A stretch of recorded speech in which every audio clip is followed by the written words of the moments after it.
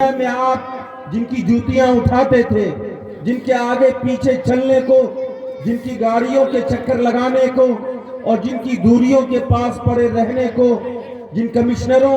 جن عہدوں اور منصبوں پر بیٹھے ہوئے لوگوں کے ساتھ اپنے تعلقات کو مضبوط کرنے کو آپ اپنے لیے باعث فخر سمجھتے تھے، اس کا تعلق صرف دنیا سے تھا اور وقتی تھا۔ آج محشر میں جب آپ دیکھیں گے شفعہ فی عشرۃ من اہل بیتی کہ ایک حافظ اپنے خاندان میں سے 10 ایسے لوگوں کو جہنم سے نکال کر جہنم کی خطرناک آگ اور اس کی لپٹوں سے، اس کے شعلوں سے نکال کر جنت میں لے جا رہا ہوگا، تب آپ کو اندازہ ہوگا کہ کاش دنیا میں ہم دنیا داروں کے پیچھے نہ گھومے ہوتے، اے کاش دنیا میں ہم بادشاہوں کی قدر و منزلت کے بجائے مدرسہ اقبالیہ رشیدیہ کے ان حفاظ کی قدر کر لیتے، دنیا کے ان عظیم حفاظ کی عظمت اپنے دلوں میں بٹھا لیے ہوتے تو آج ہم بھی جنت میں جانے والوں میں سے ہو جاتے۔ اس لیے میرے بھائیوں، ہم سب مسلمان ہیں، ہمارے ایمان کا یہ حصہ ہے کہ ہمارے آقا سرکار دو عالم صلی اللہ علیہ وسلم نے جو کہا، جو فرمایا، آپ کے ارشاد کا ہر حرف سچا ہے، آپ کی کہی گئی ایک ایک بات سچی ہے،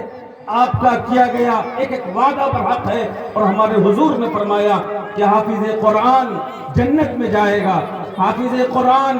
اپنے خاندان میں سے 10 جہنمیوں کو جنت کا پروانہ عطا کرائے گا۔ ہمارے آقا نے فرمایا کہ حافظ قرآن کے ماں باپ کو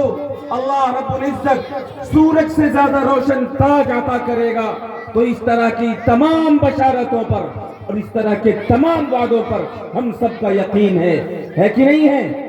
میرے بھائیوں، یقین کا مطلب یہ ہے کہ پھر آپ اپنی آخری خواہش اس کو بنائیے کہ اللہ نے اگر آپ کو اولاد دی ہے تو اپنی اولاد میں سے کسی ایک کو ضرور قرآن کا حافظ بنائیے، بنائیں گے انشاءاللہ۔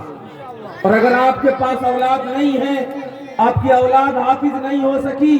اس کی عمریں زیادہ ہو چکی اور آپ کو تمنا ہے کہ محشر میں کوئی ایسا حافظ آئے کہ اگر آپ اپنی بدعملیوں کی وجہ سے رب ذوالجلال کے سخت فیصلے کے مستحق ہو گئے اور جہنم میں جانے والوں میں آپ کے نام کا اعلان کیا گیا اور آپ یہ چاہتے ہیں کہ کوئی آئے اور ہماری انگلیوں کو پکڑ کر جنت میں لے جائے، تو جائزہ لیجیے 15/18 میں ان بچوں کا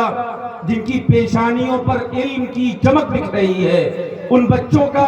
جن کی آنکھوں میں علم کی چمک دکھ رہی ہے لیکن غربت کی بنیاد پر وہ پڑھ نہیں پا رہے، ان کا کوئی گائیڈر نہیں ہے، ان کا کوئی رہنما نہیں ہے، ان کی کوئی رہبری کرنے والا نہیں ہے۔ پکڑیے اس بچے کے ہاتھ کو اور اسے مدرسہ اقبالیہ رشیدیہ یا اس طرح کے کسی ایسے ادارے میں ڈالیے جہاں ڈال کر اس کے 3 سال 4 سال 5 سال کی تعلیم کی پوری کفالت کیجیے، تاکہ یہ بچہ جو آپ کی تربیت، آپ کی رہبری، آپ کے خرچے اور آپ کی مشفقانہ اور آپ کی ہمدردانہ ہر طرح کی سہولتوں کی بنیاد پر قرآن پاک کا حافظ بنے،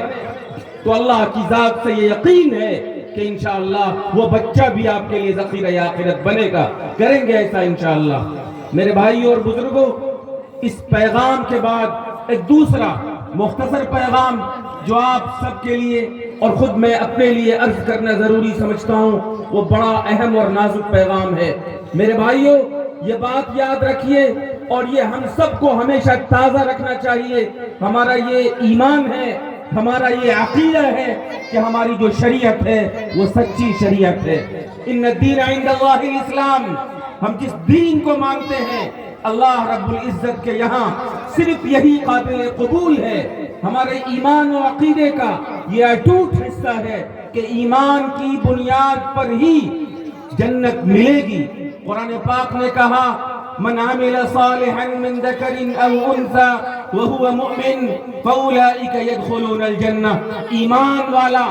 ایمان کی چاہتوں کو پورا کرنے والا جنت میں جائے گا۔ قرآن پاک نے کہا इन्नहु मन युशरिक बिल्लाह फक़द हर्रम अल्लाहु अलैहि जन्नह, जो ईमान पर नहीं है, जो शिर्क के रास्ते पर है, अल्लाह ने जन्नत को उस पर हराम कर दिया है, वो जहन्नम की आग का ईंधन बनेगा। ये हमारे ईमान और अकीदे का हिस्सा है। मेरे भाइयों और मेरी माँ बहनों, अगर हम सब इस चीज को बरहक समझते हैं और यकीनन समझते हैं कि ईमान ही आखिरत में काम आने वाली दौलत है, ईमान ही की बुनियाद पर जन्नत मिलेगी और ईमान से महरूमी की बुनियाद पर हम जहन्नम के और हमेशा की आग के मुस्तहिक ठहरेंगे, तो फिर जरूरत है हमारी और फर्ज है हमारे लिए कि हम अपने ईमान की हिफाजत की फिक्र करें,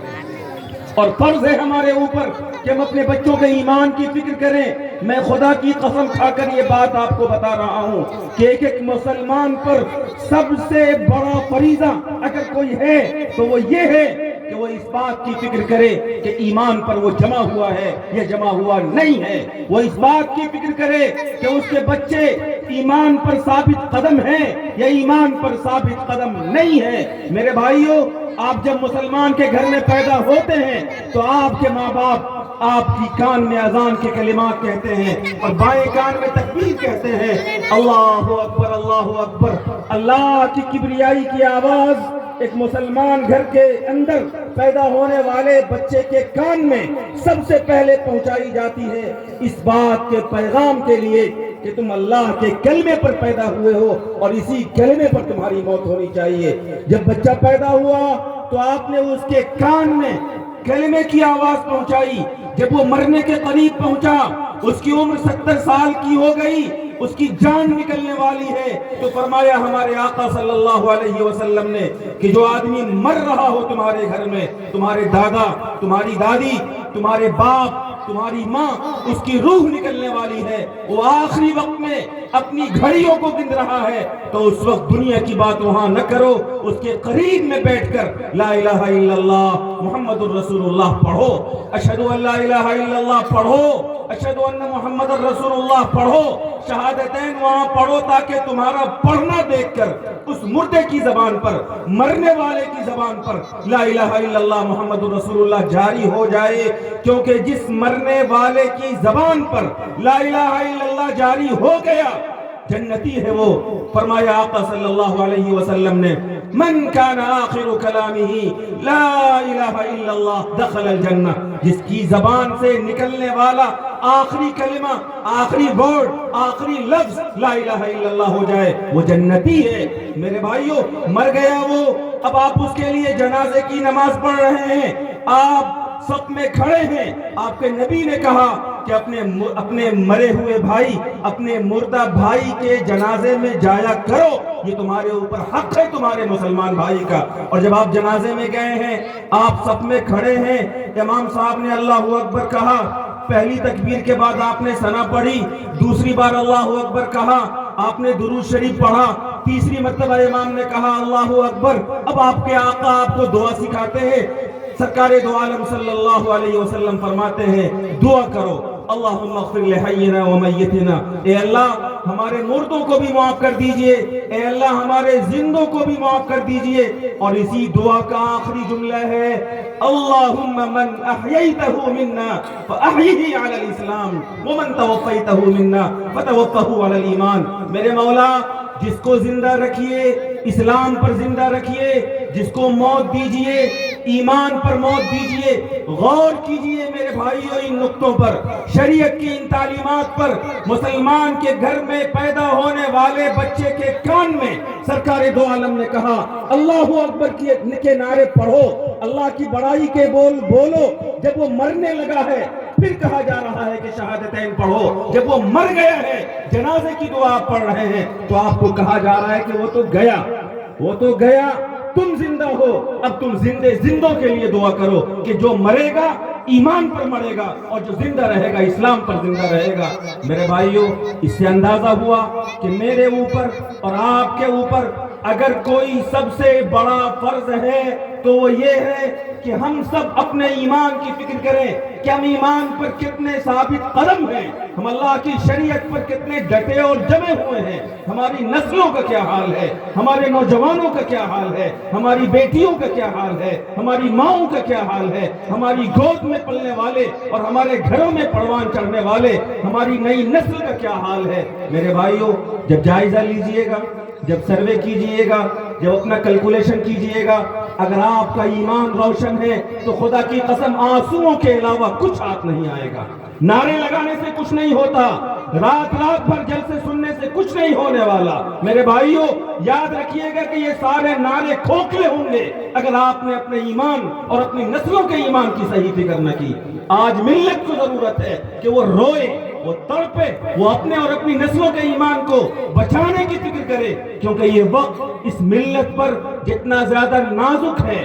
وہ ملت کے لیے غفلت کے ساتھ سونے کا نہیں ہے، ملت کے ایک ایک فرد کے جاگنے کا وقت ہے، ملت کے ایک ایک فرد کے لیے چوکنا ہونے کا وقت ہے۔ ایک صحابی رسول آئے سرکار دو عالم صلی اللہ علیہ وسلم کے پاس، کہا میرے سرکار مجھے نصیحت کیجئے، یا رسول اللہ قل لی فی الاسلام قولا لا اسأل عنہ احدا بعدک، یا رسول اللہ ایک مختصر اور جامع نصیحت کیجئے جس نصیحت کے بعد مجھے کسی نصیحت کی ضرورت نہ پڑے، نصیحت آسان ہو، نصیحت مختصر ہو، کسی سے اس کا مطلب پوچھنے کی ضرورت نہ پڑے، نصیحت کافی ہو کہ میں اس پر عمل کرتا رہوں، کسی سے نصیحت کی ضرورت نہ پڑے۔ سرکار دو عالم نے، ہمارے آقا صلی اللہ علیہ وسلم نے اپنے اس پیارے صحابی کے اس سوال کے جواب میں فرمایا، میرے پیارے اگر تم اتنی جامع نصیحت سننا چاہتے ہو، آپ علماء سے تو پوری رات تقریر سنتے ہیں، مغرب کے بعد سے لے کر رات کا 1 بج رہا ہے، آپ نے مختلف اکابر سے نصیحتیں سنی ہے،